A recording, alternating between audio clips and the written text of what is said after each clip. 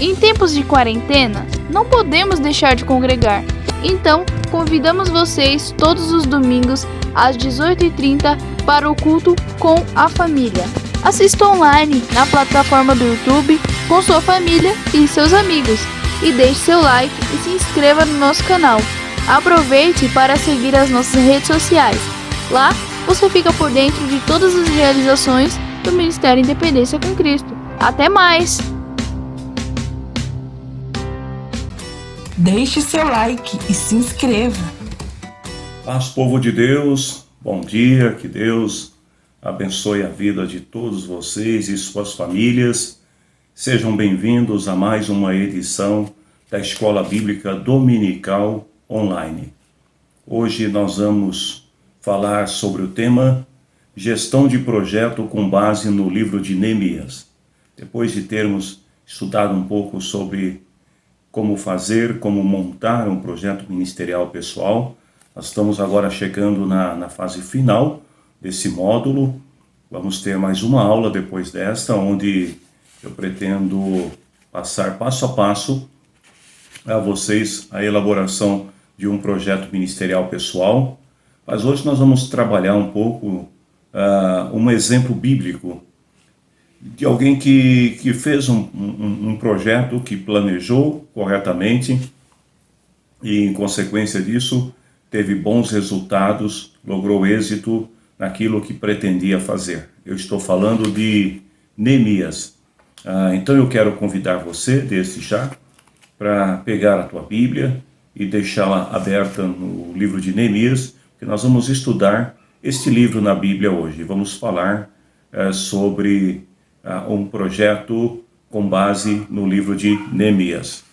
Mas antes disso, eu quero pedir também a você que puder para curtir o nosso vídeo, também se inscrever no nosso canal se você ainda não está inscrito, e se puder, compartilhe com mais alguém, abençoe a vida de alguém que esteja precisando também receber uma palavra da parte de Deus. Então esse é o momento, é a oportunidade de você abençoar a vida dessa pessoa compartilhando este vídeo. Vamos orar?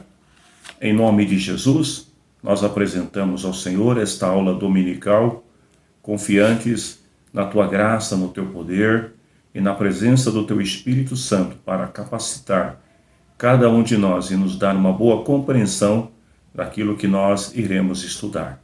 Em nome de Jesus, amém. Pois bem, gente, vamos começar a nossa aula. E o primeiro passo, né, isso deve fazer parte de todo e qualquer projeto que você venha desenvolver. Submeta primeiro ao Senhor através de oração. Ore a Deus acerca de tudo que você for fazer. Busque a aprovação de Deus. Um projeto ministerial pessoal envolve dois mundos, tanto o mundo natural quanto o mundo espiritual. Lá em 1 Coríntios, capítulo 4, versículo 9, o apóstolo Paulo diz que nós somos observados tanto pelo o mundo natural dos homens, quanto pelo mundo espiritual, os anjos. Então, tudo aquilo que você faz irá afetar esses dois mundos. Por isso é importante você orar e buscar a direção de Deus, buscar a aprovação de Deus, a bênção de Deus no que você irá fazer. Neemias recebeu a notícia de que o seu povo, aqueles que tinham voltado para Jerusalém, estavam sendo humilhados, estavam sendo desprezados pelos inimigos, pelos outros povos que estavam naquela região. E diante de tudo isso, Neemias, ele sente a necessidade do seu povo. E ele vai orar ao Senhor. Neemias capítulo 1, versículo 4, diz que quando Neemias ouviu as notícias acerca do seu povo, ele se sentou e chorou. E por muitos dias ele ficou sem comer nada, ou seja, ele entrou num processo de santificação através do jejum. E nesse período, diz a Bíblia, que ele também orou ao Senhor. Ele buscou em Deus uma solução. Ele precisava de um direcionamento. Como fazer para ajudar o seu povo, estando distante, né? Então, ele vai orar ao Senhor. E ainda no versículo 11, no capítulo 1, Neemias consegue uma audiência com o rei. E ele vai falar com o rei sobre a necessidade do seu povo, ele vai apresentar ao rei o seu projeto. Então ele ora ao Senhor e diz assim: ouve agora a minha oração e as orações de todos os outros teus servos que têm prazer em te adorar. Faze com que eu tenha sucesso hoje e que o rei seja bondoso comigo. Então ele ora, ele tem ali também um grupo de pessoas, de intercessores que estão orando com ele por esse propósito. E antes de falar com o rei, então ele pede a direção de Deus. E Deus dá a direção. Nós vamos ver que Deus deu a Neemias a direção, Deus apresentou a ele o que deveria ser feito e ele elaborou o seu projeto, ele preparou um plano de ação também antes de ir falar com o rei. Então, quando ele chega na presença do rei, o rei pergunta para ele, né? Em Neemias capítulo 2, versículo 4 e 5, o rei perguntou: o que é que você quer? E a Bíblia diz que Neemias orou ao Deus do céu e depois disse ao rei. Então, primeiro ele ora a Deus para depois responder ao rei e dizer ao rei aquilo que ele precisava. Mais adiante, no capítulo 4, versículo 9 e 15, quando Sambalate, Tobias, os povos da Arábia e outros inimigos dos judeus se reuniram para atacar Jerusalém, causar confusão entre o povo, mais uma vez, diante do desafio, o que é que Neemias faz? Ele vai orar. Diz assim a palavra: nós oramos ao nosso Deus e colocamos homens para ficarem de vigia contra eles de dia e de noite. E os nossos inimigos ficaram sabendo que nós havíamos descoberto o que eles estavam planejando e compreenderam que Deus havia atrapalhado seus planos. Então, quando eles oram ao Senhor, os inimigos são alertados e percebem que eles não estavam lidando mais com um povo acostumado a ser humilhado, a ser envergonhado, um povo acostumado com despesa. Agora eles estão lidando com um povo que ora, um povo que busca em Deus a solução. E os inimigos, então, desistem de atacar Jerusalém. Lembre-se disso. Deus tem o controle de tudo. Tudo está nas tuas mãos, a tua vida, a minha vida. Nós estamos nas mãos de Deus. E pode ocorrer de você ter alguma ideia genial, alguma ideia brilhante e de escrever um projeto bastante ousado. E ao falar a algumas pessoas, as pessoas desacreditem de você. As pessoas considerem você incapaz de realizar aquilo que você projetou. Então, quando você preparar um projeto, seja ele pequeno, ou seja ele grande, seja um projeto simples ou um projeto extremamente genial, brilhante, né, e desafiador, submeta ao Senhor e não às pessoas. Porque se Deus aprovar os teus planos, se Deus aprovar os teus projetos, ninguém poderá impedir que aconteça. Neemias capítulo 2, versículos 8, versículo 12, depois versículo 18 e 20, tem algumas palavras, né, algumas frases ali que chamam a atenção. Por exemplo, no versículo 8, o rei me deu tudo o que eu pedi, porque Deus estava comigo. Então Neemias, ele consegue aquilo que ele deseja, não só pelos seus méritos, por ele ser um empregado da corte, mas porque Deus estava com ele, porque ele tinha orado, ele tinha apresentado ao Senhor, e Deus estava à sua frente. E diz ainda no versículo 12: não contei a ninguém o que pensava fazer pela cidade de acordo com o que Deus havia posto no meu coração. Então, ele deixa bem claro que o seu projeto é um projeto que tinha a aprovação de Deus, que tinha a inspiração de Deus. No versículo 18 diz assim: então contei a eles como Deus havia me abençoado e ajudado. Então agora, Neemias, ao falar e apresentar aos seus colegas qual é o seu projeto, ele deixa bem claro que foi Deus que o abençoou, foi Deus que o ajudou. E no versículo 20, ele diz aos seus companheiros: Deus, o Deus do céu, nos dará sucesso. Então, não confie os teus projetos às pessoas. Mesmo que alguém diga para você que você é incapaz, que não há possibilidade de realizar, confie ao Senhor.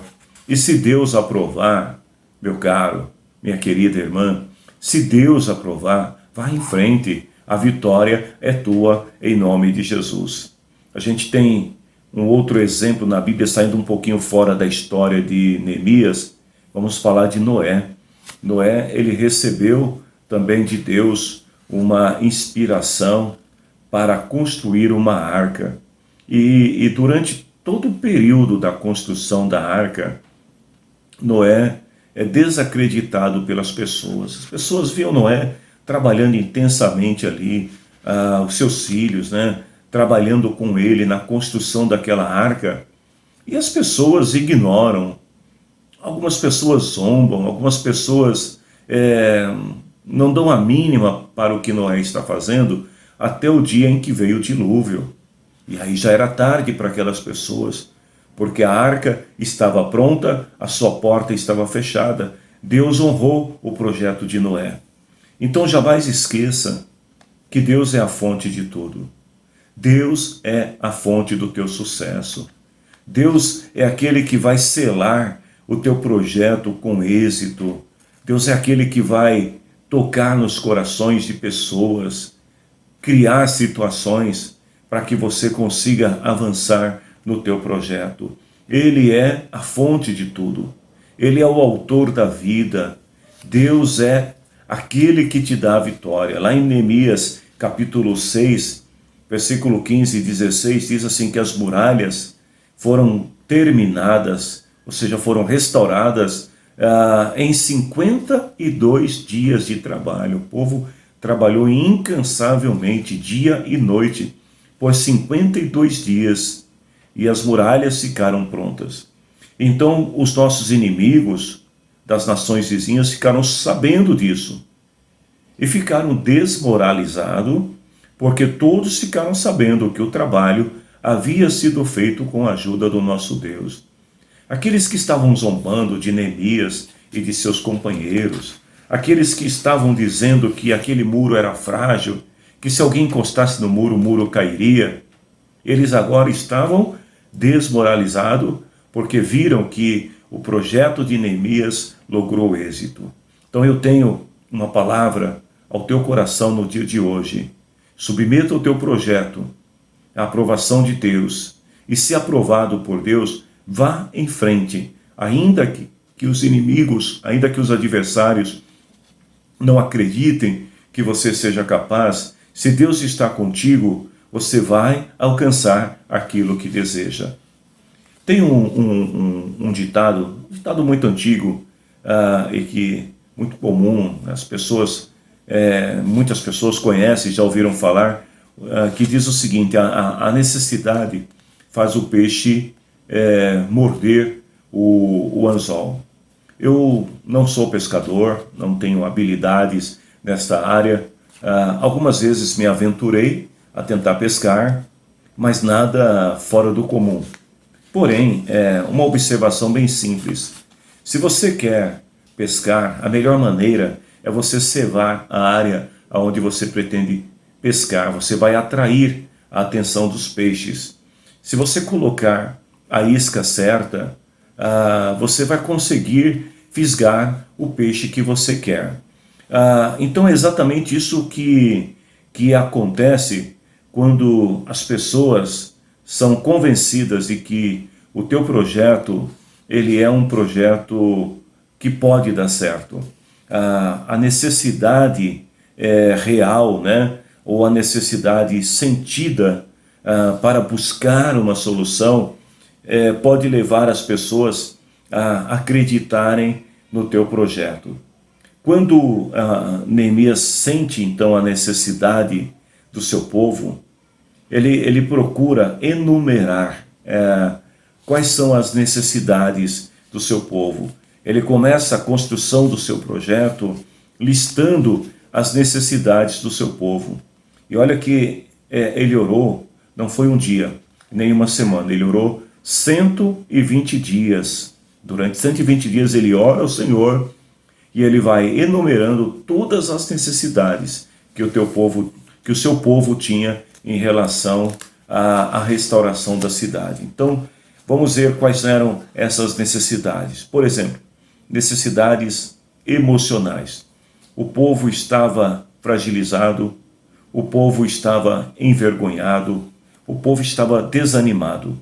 Em Neemias capítulo 1, versículo 3, diz assim que eles me contaram que aqueles que não tinham morrido e haviam voltado para a província de Judá estavam passando por grandes dificuldades. Contaram também que os estrangeiros que moravam ali, por perto, os desprezavam. Então Neemias ele percebe que para o seu projeto dar certo ele precisaria animar o povo.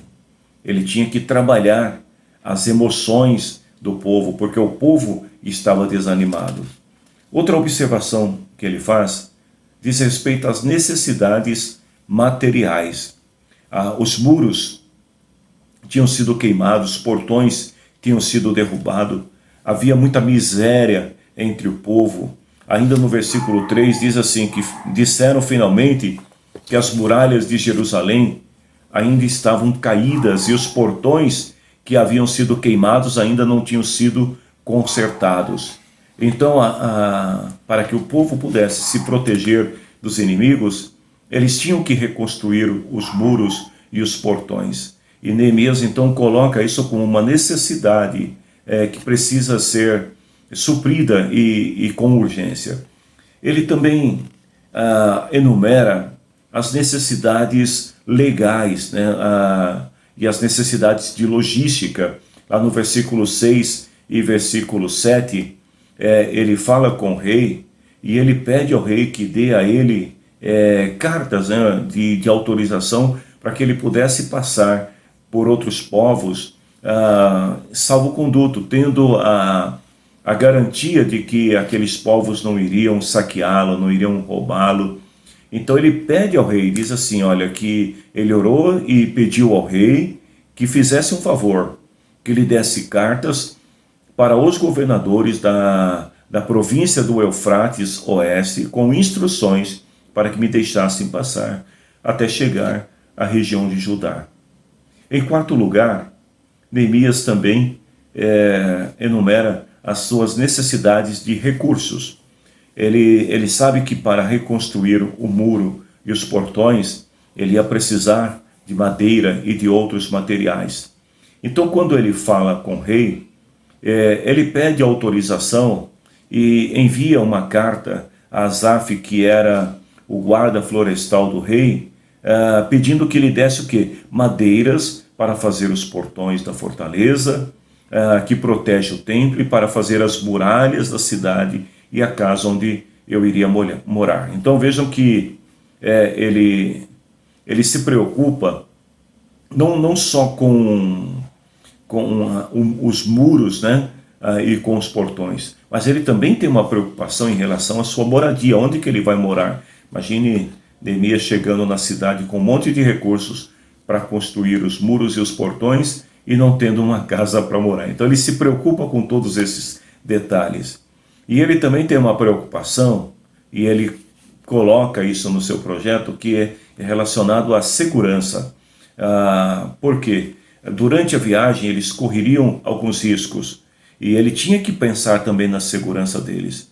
Então no versículo 9 do capítulo 2, o rei ordena que vá com Neemias alguns oficiais do exército e uma tropa da cavalaria para dar a ele e ao seu povo, aqueles que estavam acompanhando ele, a segurança que pudessem chegar bem em Jerusalém. Então vejam bem, primeiro passo, Neemias, ele ora ao Senhor, ele busca a aprovação de Deus. Uma vez aprovado por Deus, ele vai falar com quem pode ajudar, com quem pode resolver, que era o rei. Ele também faz o apontamento das necessidades que ele teria para que o seu projeto lograsse êxito. Agora também, outra coisa importante está relacionado ao objetivo. O que Neemias pretendia fazer. É claro que ele não teria condições em pouco tempo de reconstruir toda a cidade, né? As praças, as casas, os comércios e tudo mais. Então ele precisa focar naquilo que é prioridade. E o que era prioridade? A construção, a restauração dos muros e dos portões da cidade. Então esse é o grande objetivo de Neemias. E aí uma coisa importante que a gente vê na história de Neemias, que também devemos aplicar no nosso dia a dia, está relacionado ao objetivo. Aquilo que nós vamos fazer. Os objetivos, eles são importantes. Por que eles são importantes? Primeiro, porque eles vão ajudar você a medir, né, e fazer um acompanhamento real do sucesso ou do fracasso nas suas ações, daquilo que você realmente pretende fazer. Segundo, porque os objetivos também vão dar motivação à equipe quanto aos desafios e as prestações de conta, porque as pessoas vão trabalhar dentro de um planejamento, dentro de um cronograma, e toda vez que alcançarem uma meta, toda vez que eles conseguirem fazer aquilo que se propuseram, eles vão ficar motivados para continuar fazendo até alcançar todo o objetivo. Isso também é importante, o objetivo é importante porque alinha toda a equipe na mesma direção, todos sabem qual é a direção que devem seguir. E também porque todo o esforço será empreendido em favor do objetivo. É ruim quando você trabalha com uma equipe liderada por alguém que não tem um objetivo. E aí a pessoa começa a fazer alguma coisa e de repente no meio do caminho ela desiste, ela perde o foco, ela muda totalmente o objetivo daquilo que estava fazendo. E aí o resultado é que as equipes vão se desmotivando, porque eles não têm uma direção certa para onde ir. E toda vez que você muda o objetivo, você perde o foco daquilo que é importante, daquilo que você estabeleceu inicialmente no seu projeto. Então, uma pergunta que eu faço para você hoje é: qual é o teu objetivo? Você que está trabalhando no desenvolvimento do seu ministério pessoal, e lembre-se que o nosso grande objetivo nesse treinamento é dar a você as ferramentas para que você possa desenvolver um ministério pessoal que venha contribuir pela tua comunidade, pela tua igreja. É claro que você pode aplicar todo esse ensinamento, todos esses princípios que estão sendo ensinados em outras áreas da sua vida. Mas nós estamos trabalhando com o objetivo de desenvolver a nossa comunidade, de trazer a ela um crescimento saudável e aprovado por Deus. Então eu te pergunto, qual é o teu objetivo? Quando o rei perguntou a Neemias, o que é que você quer que eu faça? Neemias tinha muito claro o que ele queria, né? Ou seja, o seu objetivo estava claro. Lá em Neemias capítulo 2, versículo 5, né? Ele diz assim: deixe que eu vá para a terra de Judá, a fim de reconstruir a cidade, onde os meus antepassados estão sepultados. Então, Neemias não tem dúvida do que ele quer fazer, do que ele pretende fazer. Segundo, é a questão dos prazos. Neemias também ele vai trabalhar com um cronograma. Diz aqui que o rei perguntou para ele quanto tempo ele ficaria fora e quando ele voltaria. E o versículo termina dizendo assim, e eu disse, ou seja, Neemias, ele sabia quando começar e quando terminar. E nós vamos ver que ele terminou até antes do prazo estabelecido. Por quê? Porque o seu projeto foi bem planejado e foi bem executado. Outro detalhe importante é a lista das necessidades, daquilo que você vai precisar para alcançar o seu objetivo. Então, ele apresenta ao rei uma lista de necessidades, e no capítulo 2, versículo 8, lá no finalzinho do versículo 8, está escrito assim, o rei me deu tudo o que eu pedi. Agora, imagine se ele não tivesse pedido nada. Se quando o rei lhe perguntou, o que você quer? Ele falasse assim, olha, eu preciso ir lá na cidade de Jerusalém para ver o que eu posso fazer. O rei teria permitido que ele fosse, e pode ser que quando voltasse, o rei não estaria com a mesma disposição de ajudar como estava agora, uma vez que ele tinha orado ao Senhor e tinha conseguido essa audiência com o rei. Então ele precisava saber exatamente quais eram as necessidades, e isso estava muito claro para ele. Aí eu te pergunto também, dentro do seu projeto, né? Uma vez que você já estabeleceu qual que é o objetivo principal do seu projeto, eu te pergunto, você sabe o que é necessário para a execução desse projeto? Quando Neemias chegou em Jerusalém, que ele vai falar com o povo, e lembre-se que era um povo que estava bastante desanimado, um povo que já tinha sofrido muito com as derrotas, com as humilhações. Então ele chega diante do povo e ele fala claramente para o povo qual era o objetivo dele estar ali. Aí eu fico imaginando também se Neemias decide convocar uma assembleia com o povo que estava ali na cidade, e aí o povo pergunta para ele, o que você quer? E aí ele fala, olha, eu preciso ouvir vocês para saber o que a gente vai fazer.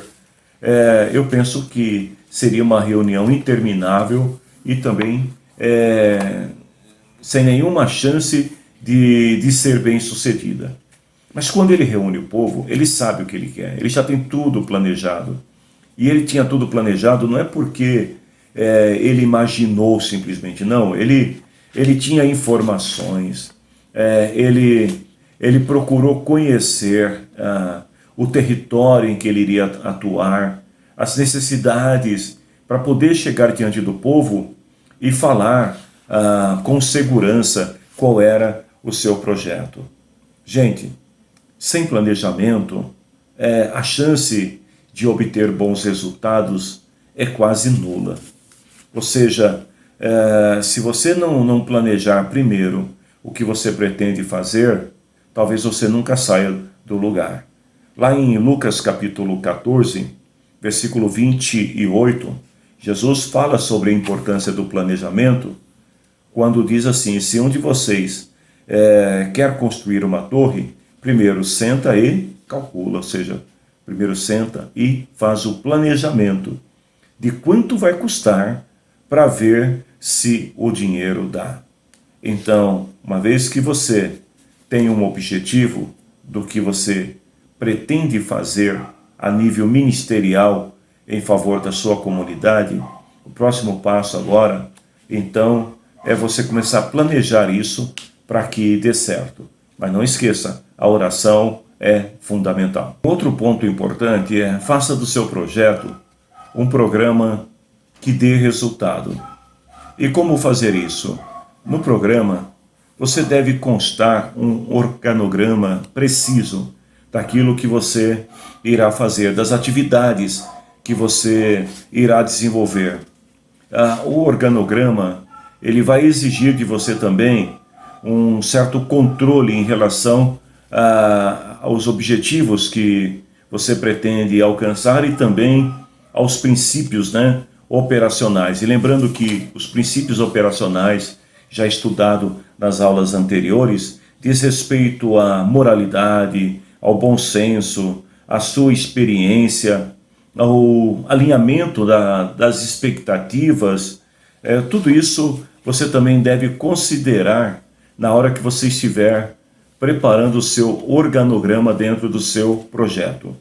E junto com o organograma, você precisa ter também um cronograma, ou seja, você precisa definir as datas, os prazos que você precisa para executar cada parte do seu projeto, ou seja, cada meta que você for alcançar, isso precisa também estar descrito de uma forma bem clara para que você possa alcançar êxito no seu projeto.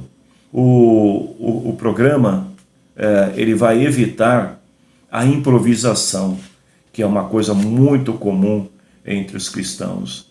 Aquela coisa de improvisar, de começar algo sem saber como irá terminar. Na minha experiência pastoral, esses 30 anos servindo ao Senhor, eu vivi e já vi também muitas experiências de líderes, por exemplo, que decidem construir ou reformar uma igreja. E aí eles não têm uma planta daquilo que vão fazer, não tem um projeto, não tem nada, simplesmente é assim, vamos fazer, vamos ver no que vai dar.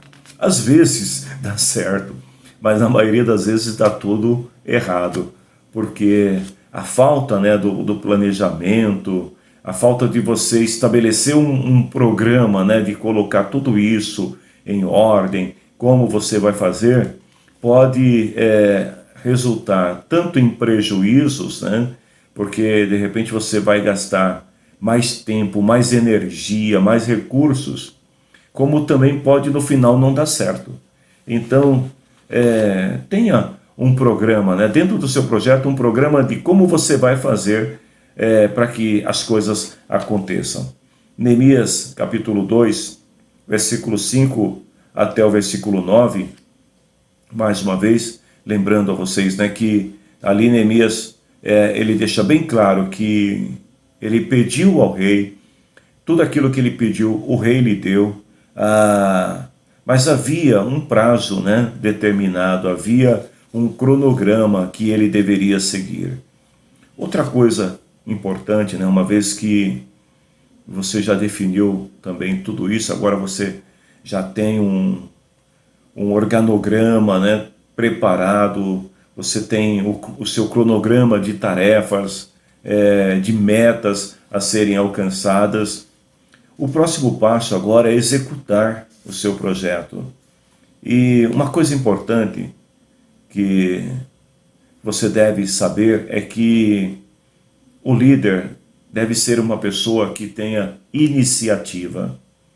O líder não pode ser uma pessoa que fica dependendo dos outros para fazer.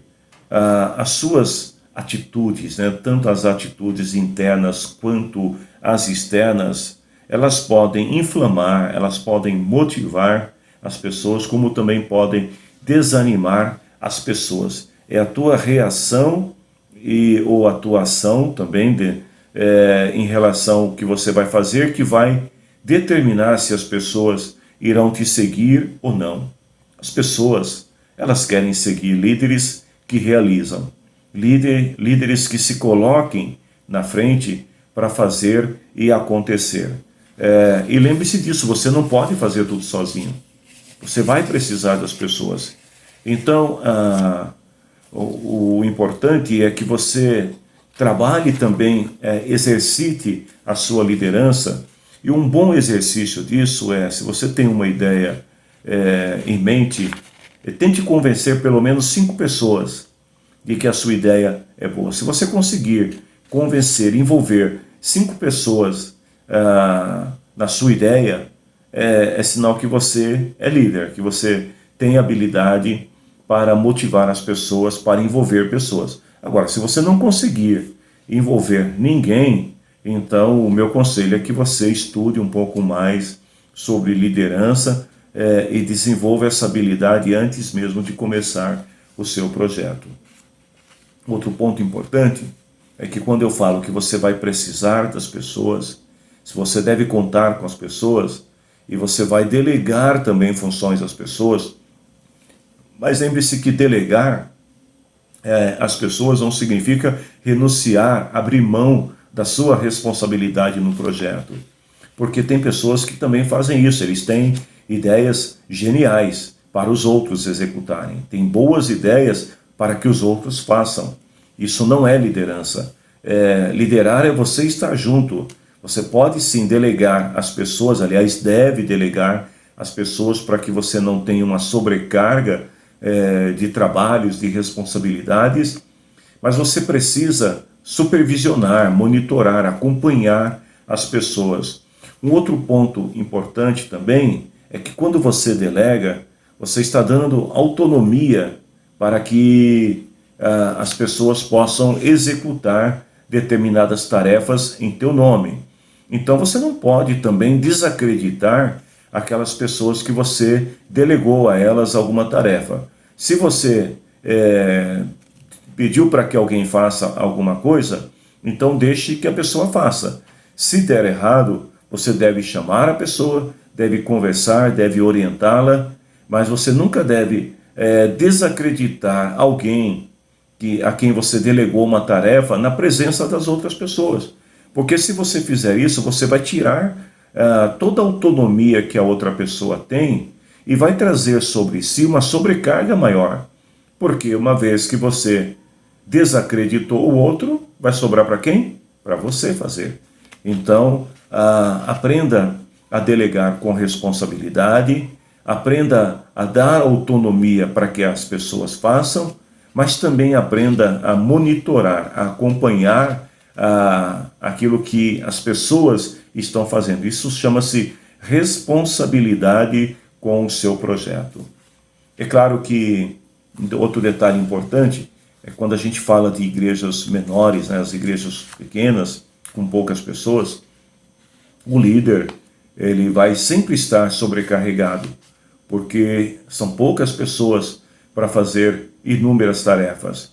Mas qual é o papel do líder nesse caso? É treinar as pessoas, é ir preparando, habilitando pessoas, e na medida que essas pessoas vão aprendendo a fazer, dar a elas autonomia e deixar que elas façam, para que o líder também não fique sobrecarregado. E olha, gente, o que eu conheço de líderes, né? Eu não estou falando de mim, mas falando de outros líderes que eu conheço que estão sobrecarregados, porque estão fazendo tudo sozinho. E a história é sempre a mesma, eu não tenho ninguém que me ajude. Se você não tem ninguém, prepare, treine, capacite, forme, não fique esperando que Deus mande um anjo para te ajudar, não fique esperando que alguém aprenda sozinho, você tem que ajudar as pessoas. Lembra-se que uma das premissas, né, do Evangelho do Reino qual é? Formar discípulos. Aliás, nós estamos trabalhando esse tema esse ano. E formar discípulos é você ensinar as pessoas a fazer para que elas possam fazer bem feito. Vamos ver ainda alguns princípios interessantes que observamos, né, na liderança de Neemias durante a execução do seu projeto. O primeiro delas é a facilidade. Neemias, ele convida pessoas para participar, as pessoas estão participando do seu projeto, mas ele se preocupa com a facilidade, ou seja, de dar às pessoas comodidade para que elas pudessem fazer bem o seu trabalho. E como é que ele fez isso? Lá em Neemias capítulo 3, versículo 23 e também no capítulo 4, 13 a 14, nós vamos ver que Neemias, ele colocou as pessoas para trabalhar perto das suas casas. Por que trabalhar perto de casa? Porque primeiro que as pessoas, isso demandaria menos tempo entre a casa e o local de trabalho. Isso ajudaria porque as pessoas estariam trabalhando perto da família, isso seria vamos dizer assim, um fator motivacional. Eles estavam trabalhando na reconstrução de um muro que iria proteger as suas casas. Então, Neemias ele tem essa preocupação e no seu discurso, né, para o povo ele fala assim, olha, lutem pelos seus patrícios, pelos seus filhos, por suas esposas e seus lares. Ou seja, você está construindo um muro que vai proteger vocês. Então, faça bem feito o muro e faça logo. Então, a maneira como Neemias lidera um povo que até então estava desacreditado é impressionante, porque ele percebe que se ele desse àquelas pessoas as ferramentas necessárias e colocasse aquelas pessoas para construir ou reconstruir um muro que iria proteger elas e as suas famílias, as pessoas com certeza fariam com muito mais entusiasmo, o que de fato aconteceu. Outro ponto importante é da cooperação, porque ao colocar pessoas para trabalhar perto das suas casas, ele colocou amigos, ele colocou parentes, colegas que trabalhavam juntos. Então a gente vai ver muitas vezes no livro de Neemias algumas expressões do tipo junto dele, junto a este, ao lado destes. São expressões que mostram que as pessoas que estavam trabalhando ali formavam uma equipe, né? um time, eram pessoas que se conheciam. Então, com certeza, eram pessoas que iriam se preocupar mais também com a segurança um do outro e que elas se ajudariam mais pelo fato de serem conhecidas. Então é muito importante, quando se faz um projeto, também ter esse cuidado de colocar pessoas que tenham afinidades, pessoas que estejam alinhadas, não só no campo das ideias, mas também na família, na profissão, em qualquer outro aspecto. Pessoas que realmente vão conseguir trabalhar junto, porque existem aí afinidade, e quando há afinidade, há cooperação. Outro ponto é o reconhecimento, né?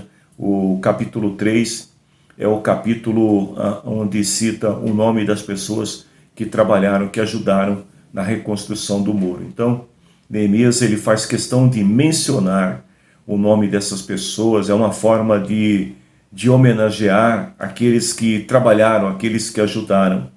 Então, num projeto, é importante que você sempre se lembre das pessoas que te ajudaram, tanto aqueles que ajudaram mais, como os que ajudaram menos, mas toda pessoa que participou do seu projeto, elas são importantes e devem ser reconhecidas como tal.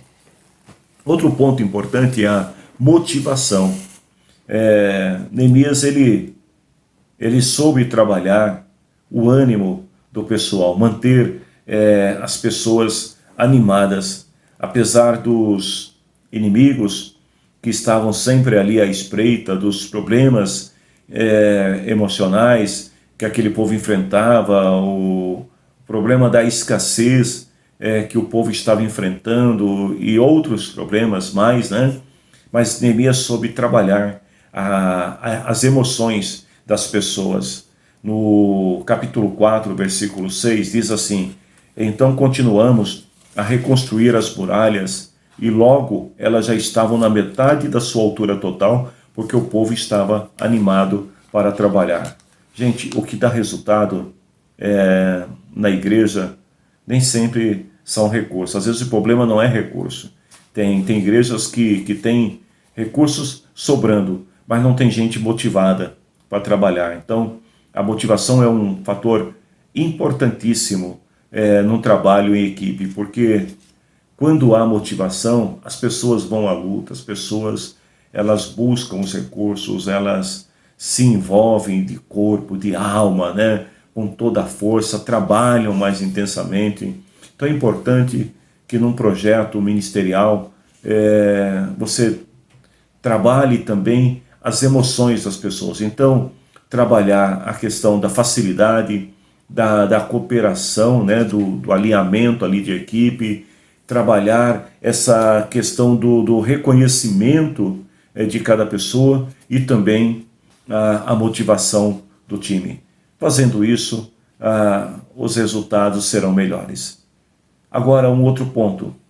Não se esqueça dos adversários.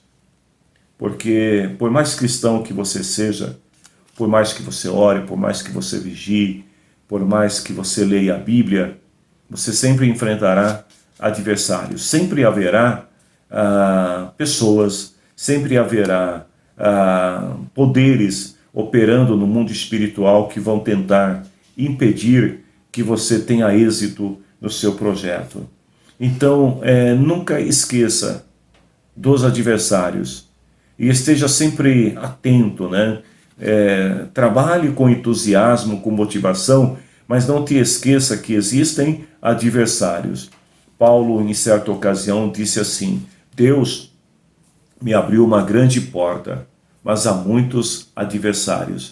Ou seja, o sucesso do teu projeto depende também de reconhecer que você vai enfrentar adversidades, que você vai enfrentar inimigos e que você precisa estar preparado para vencê-los. Neemias e sua equipe foram constantemente confrontados pelos adversários, mas eles não perderam o foco. Vejamos, capítulo 2, versículo 19, Sambalate, Tobias e Gesem souberam que eles estavam reconstruindo os muros da cidade. E eles começaram a rir, começaram a caçoar de Neemias e de seus companheiros e diziam assim: o que é que vocês estão fazendo? Vocês agora vão se revoltar contra o rei, ou seja, vocês estão querendo reconstruir a cidade para quê? Para se voltar contra o rei. Então, uma das coisas que os adversários tentam fazer é te humilhar, é zombar da sua capacidade, da sua habilidade, zombar dos teus projetos, das tuas realizações e desacreditar você diante dos outros. Outro ponto que nós vimos no capítulo 4, versículo 1 e 8, é que Sambalate, ele soube que os judeus estavam reconstruindo as muralhas e estavam tendo êxito, né, na reconstrução dos muros.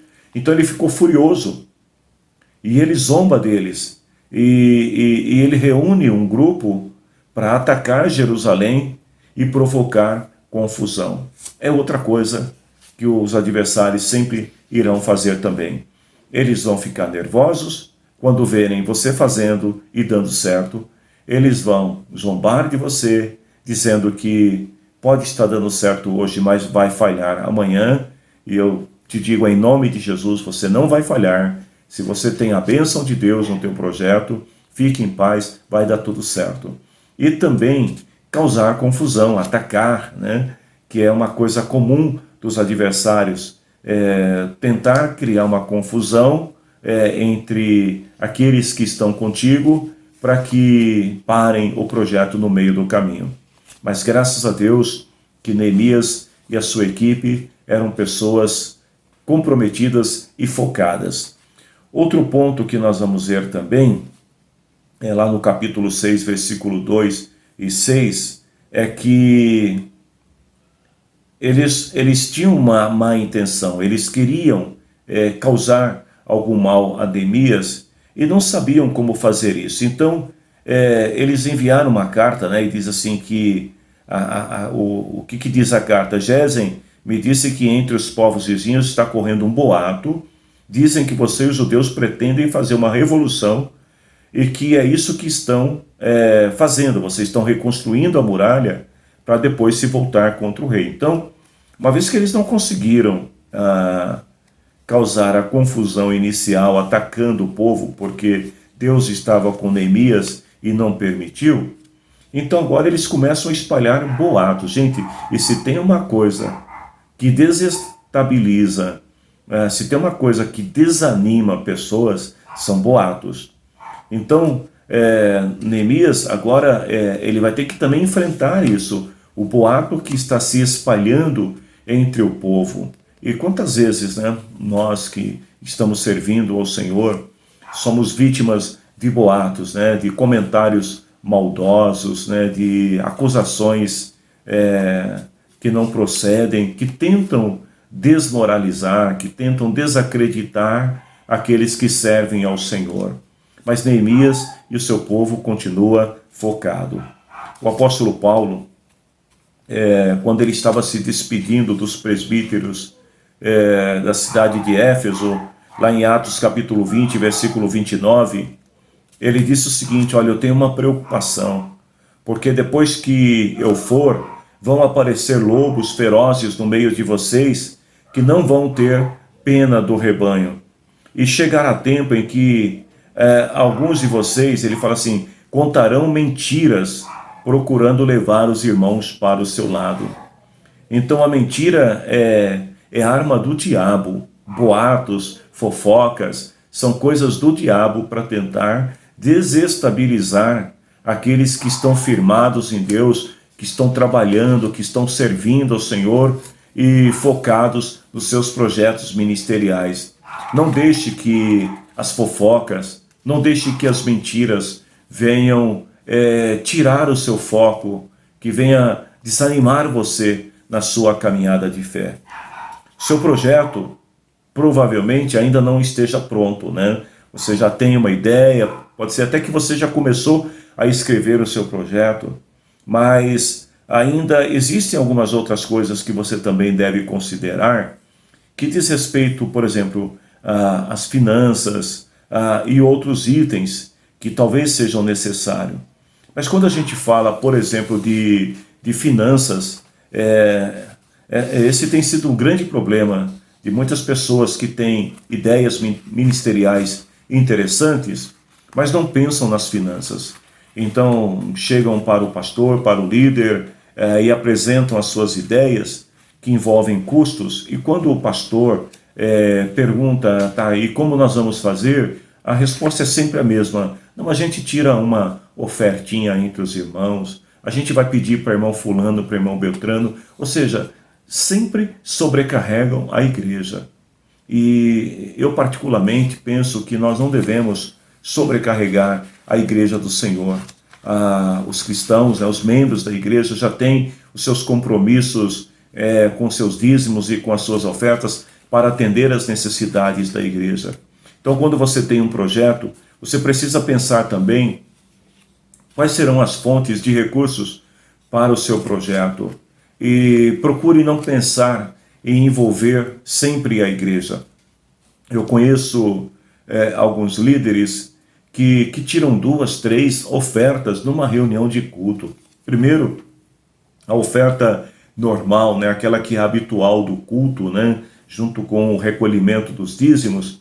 Aí depois vem aquela ideia, olha, agora vamos tirar uma oferta para a festa das crianças, agora vamos tirar uma oferta para a festa da juventude, olha, agora nós vamos tirar uma oferta para um encontro com as mulheres, agora vamos tirar uma oferta para comprar folhetos para evangelismo. Isso é muito ruim, minha gente, porque acaba sobrecarregando a igreja, e a verdade é que quando a gente sobrecarrega a igreja, as pessoas vão ofertar para um projeto e vão deixar de ofertar para as necessidades básicas da igreja. Então a igreja vai acabar sendo penalizada com isso. Se você é líder de ministério, se você tem projetos ministeriais interessantes, pense em outras ideias, pense em outras fontes de recursos, outras formas de arrecadação. Neemias, imagine que Neemias, ele sabe da necessidade do povo, aí ele montou um belíssimo projeto, mas agora faltavam os recursos. Agora imagine se Neemias, ele decide ir falar com aquele povo que já estava numa situação difícil, para pedir ao povo que ofertassem para comprar as madeiras e todos os materiais para reconstruir os muros e os portões. O projeto não ia dar certo. O povo não tinha condição, porque o povo já estava sobrecarregado. Então Neemias, ele vai buscar outras fontes de recurso. E ele vai falar com quem? Com o rei. Porque o rei tinha o tesouro, né? Tinha recursos. Ele vai falar com o guarda florestal, o cara lá que tinha autorização para permitir o corte de algumas árvores. Então ele vai falar com as pessoas certas que ajudaram ele com os recursos para que o projeto pudesse ter êxito. Então, se você tem um projeto ministerial que é importante, comece a pensar. Pense em parceria com empresas, pense em buscar junto a empresários, pense em maneiras empreendedoras de alcançar os recursos para que você possa fazer o seu projeto ministerial funcionar sem sobrecarregar a tua igreja, que provavelmente já está sobrecarregada com as suas despesas de rotina. Então, Neemias ele pede ao rei, e o rei concede a ele os recursos. E essa conquista foi importante porque ela serviu também de motivação para o povo, porque quando ele chega e fala com o povo, nós vamos reconstruir os muros, antes que alguém dissesse assim, Neemias, com que dinheiro? Neemias já fala, olha, eu já tenho tudo resolvido, já está tudo pronto, só preciso de vocês para reconstruir o muro. Então aquilo motiva o povo. Então, quando você tiver um projeto ministerial e for apresentar ao seu pastor, apresente também as fontes de recursos, de onde virão esses recursos e como você vai fazer.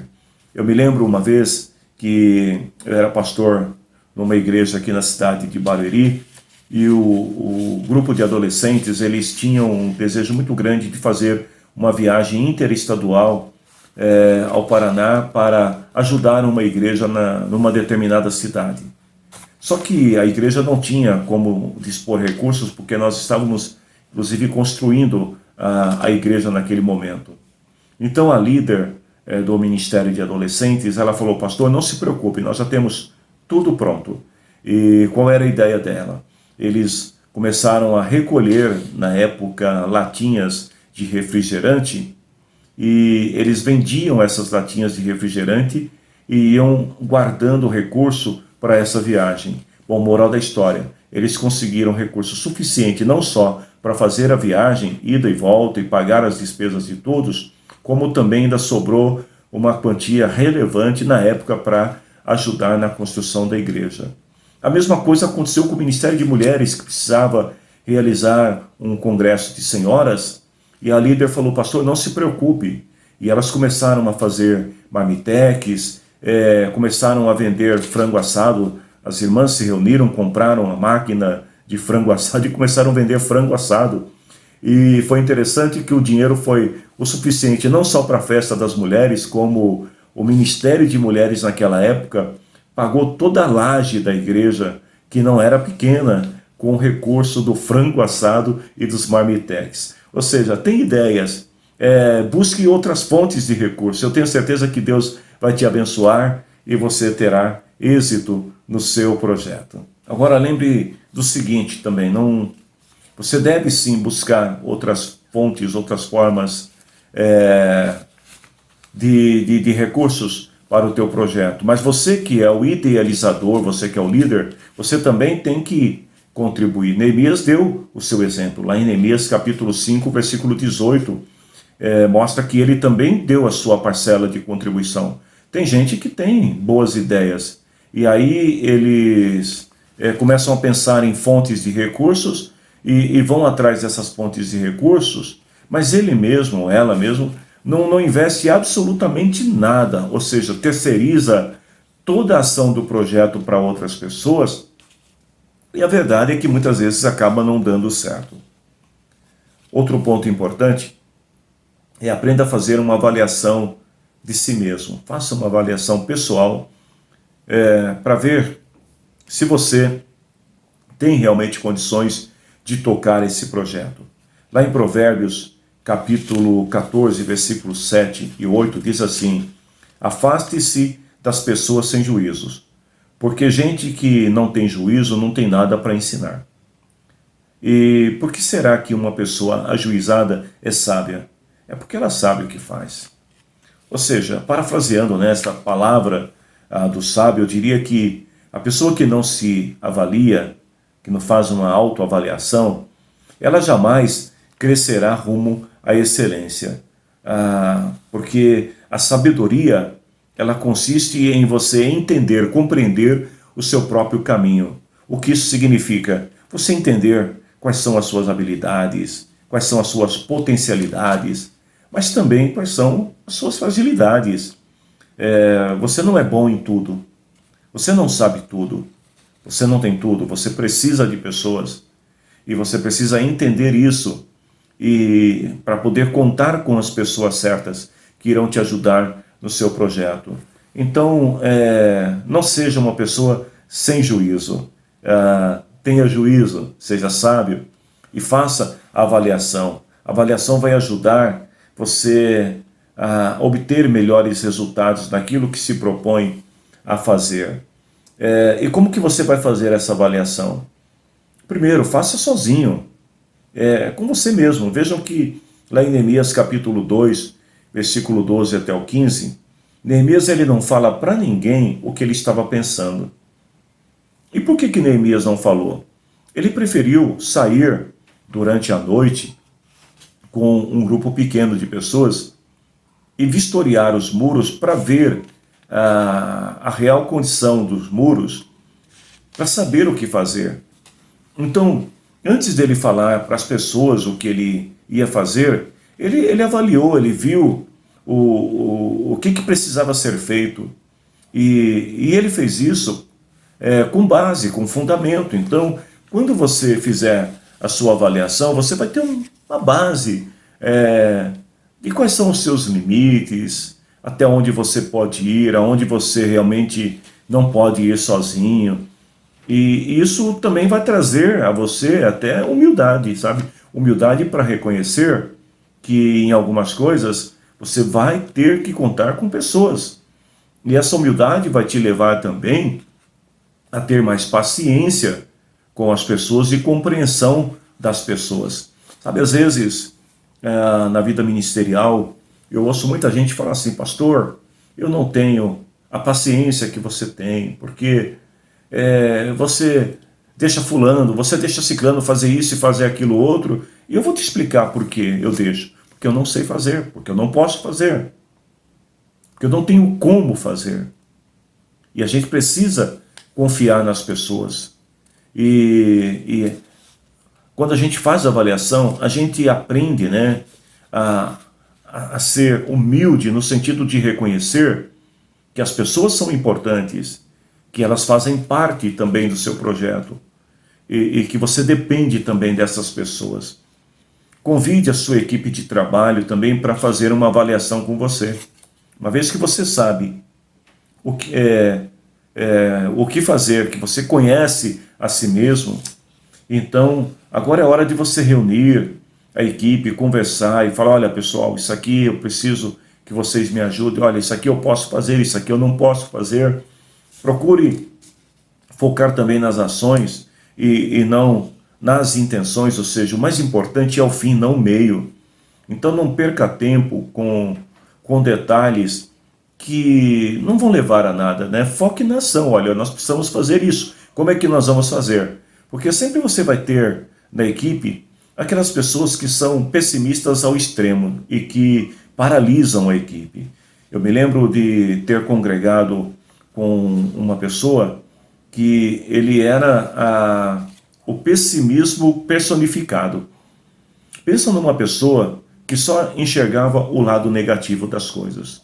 Tudo que a gente falava que ia fazer, ele dizia: pastor, mas é que... E eu sei que muitas vezes essa pessoa tinha razão nas suas observações. Só que quando eu lhe perguntava: tá, e o que o irmão sugere? Ele dizia: pastor, eu não tenho que sugerir nada, é o senhor que tem que sugerir. E aí eu ficava pensando: poxa, por que ele levantou uma situação se ele não sabe o que fazer? E aquilo acabava trazendo muito transtorno, e não só a mim, mas a toda a equipe, e às vezes as pessoas também acabavam se desmotivando. Então, procure focar nas ações, e é claro, os problemas existem, mas como é que você vai resolver os problemas? Como é que você vai lidar com os problemas? Ou seja, não deixe que os problemas, que os adversários paralisem você. Foque naquilo que você pretende fazer, naquilo que você quer fazer e vai fazer em nome de Jesus. Lembre-se e procure também se fundamentar nisso, né? Que Deus é aquele que te dá capacidade para fazer coisas diferentes. Então, se o teu projeto é de Deus e não tiver ninguém para fazer, Deus vai trazer graça sobre você ou sobre alguém no seu grupo que vai ajudar e as coisas vão acontecer. Os problemas não paralisaram Neemias. Neemias não se deixou vencer pelas circunstâncias. Capítulo 2, versículo 2, mostra que ele se esforçou para cumprir o seu projeto. ele disse assim: o Deus do céu nos dará sucesso. Nós somos servos dele e vamos começar a construir. Vamos dar o primeiro passo, depois vamos dar o segundo e nós vamos ver esses muros reedificados. E realmente isso aconteceu. Neemias não perdia tempo para conversas inúteis, ou seja, aquelas conversas que não vão acrescentar e que só vão desviar o foco. Sabe aquelas reuniões onde as pessoas perdem 90% do tempo da reunião filosofando e negativamente, né? Só olhando os aspectos negativos e não apresentam nenhuma solução para fazer acontecer. Neemias, ele é um sujeito que não perde tempo com conversas inúteis. Então, um conselho que eu te dou também: não perca tempo com conversas inúteis. Se tem algo aqui, está aqui, dentro do teu coração, que foi Deus que colocou, e você tem certeza disso, e você vai falar com alguém, e a pessoa começa a dizer para você que não vai dar certo, começa a querer te desanimar, cai fora dessa pessoa. Sai fora e segue adiante. Procura alguém que traga alegria, entusiasmo, alguém que te ajude, que se esforce, alguém que diga para você: vai em frente, Deus é contigo. Porque se Deus realmente está contigo, quem são as pessoas para tentar te impedir? Uma vez mandaram chamar Neemias, durante a construção do muro, para uma conversa com os inimigos. Na verdade, eles estavam armando para Neemias, eles queriam acusá-lo de alguma coisa, e Neemias deu uma resposta sábia para eles: eu estou fazendo um trabalho importante, não posso descer para ir até aí. Eu não vou deixar esse trabalho só para falar com vocês. Então, não perca o foco para dar atenção a pessoas ou a coisas que são inúteis, que não vão acrescentar, que não vão somar ao seu projeto. E outra coisa importante, para finalizar, é que Neemias, ele também não se descuidou da segurança. Lembra das palavras de Jesus: vocês devem orar, mas devem também vigiar. E lembre-se também das palavras do irmão Pedro: o diabo, vosso adversário, anda ao vosso derredor como um leão, procurando quem possa tragar. Voltando a Neemias, capítulo 4, versículo 16, Neemias, ele está focado na solução, ele está focado na concretização do seu projeto e não nos problemas. Tem líderes que perdem muito tempo apagando incêndio. Toda hora acontece um probleminha aqui, um probleminha ali.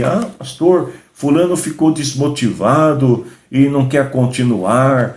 Pastor, fulano disse que não vai mais fazer. E aí o pastor ou o líder, né, ele começa a correr atrás dessas pessoas e acaba perdendo o foco, porque ele vira um bombeiro. Aí ele fica apagando um incêndio aqui, um incêndio ali, e acaba não chegando a lugar algum. Foca naquilo que é importante, foca naquilo que Deus quer que você faça. Eu não vejo Jesus em nenhum momento parando em sua caminhada e voltando atrás, porque pessoas estavam tristes, magoadas, ou para mimar alguém. Jesus não fazia isso, porque ele sabia qual era o seu objetivo: chegar à cruz e através da cruz trazer a redenção à humanidade. Neemias 4:16 diz assim: que daí em diante metade dos homens trabalhava, enquanto outros ficavam de guarda. Então, enquanto você trabalha e executa o seu projeto, vigie também, porque os adversários, eles não darão trégua, eles não vão te dar descanso, eles querem te paralisar, eles querem te desanimar aqueles que estão contigo, mas seja focado. E se você for focado, lembre-se das palavras de Neemias: o Deus do céu te dará sucesso. Que Deus te abençoe. Até a próxima aula. Oremos ao Senhor. Obrigado, Deus, em nome de Jesus, por mais esta rica e abençoada oportunidade. E que a tua palavra, Senhor, possa trazer bons frutos na vida de cada um de nós que a recebemos. Em nome de Jesus. Amém. Que o Senhor Deus te abençoe. Bom domingo e até mais, povo de Deus. Lâmpada para os nossos pés é a tua palavra, Senhor. Ela é luz para os nossos caminhos. Se você quer estudar e conhecer mais sobre as Escrituras, a Escola Bíblica é para você, todos os domingos às 9 horas da manhã. Assista online pela plataforma do YouTube. O melhor de tudo é que você pode estar fazendo perguntas e deixando os seus comentários. Corre lá e curte todas as nossas redes sociais. Deus abençoe! Deixe seu like e se inscreva.